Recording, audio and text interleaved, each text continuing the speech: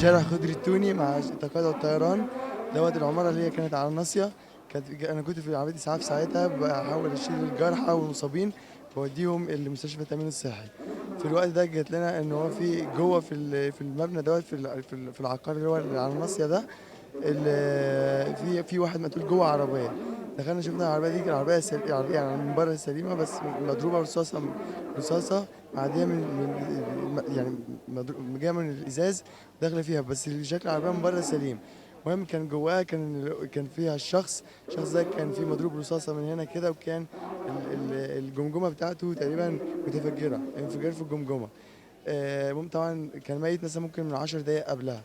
اللي جت جت الاسعاف كانت معايا. المهم حاولت طلعته انا وكان المستضيفين واللي كانوا موجودين معايا، وحطيناهم على وديناهم التامين الصحي. هم عرفنا ان هو من الجيران ان ده ضابط شرطه.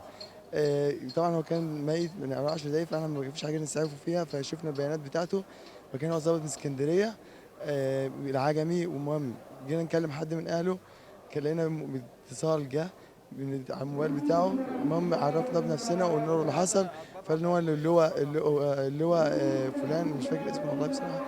قال لنا هتودوه المستشفى التأمين الصحي، واقرب نقطة شرطة اللي هي مدينة نصر، اسم مدينة نصر تاني، هيبعت لنا قوات منه عشان تستلم الجثة بتاعت الضابط كان ملازم. الحته اللي انا عايز اتكلم عليها ان هو لما وديناه المستشفى ووصلنا الكلام اللي هو مدير المستشفى اللي هو قاله لمدير المستشفى ان هو يحطه في مكان لوحده. وديناه المكان لوحده ده، مدير الامن قال هيحطوه في الثلاجه بعيد عن الجرحى وبعيد عن المصابين والمقتولين اللي كانوا موجودين في الغرفه لوحدهم. اللي جت بقى في القناه الاولى ان اللي هو الجماعه الارهابيه، عدد من الجماعه الارهابيه راحت عند النادي ويتهجموا على النادي، مما ادى الى استشهاد ضابط.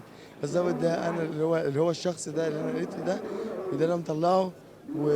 وده مش مقتول من حاجه، مقتول بقناصه من القوات المسلحه. ودي ديت اللي كان الدكتور بيتكلم فيها، اللي هو مش رصاص عادي ولا رصاص اللي هو حي عادي، ده رصاص متفجر ان هو بتدخل بيفجر في المكان حسب الاصابه اللي فيه. بس.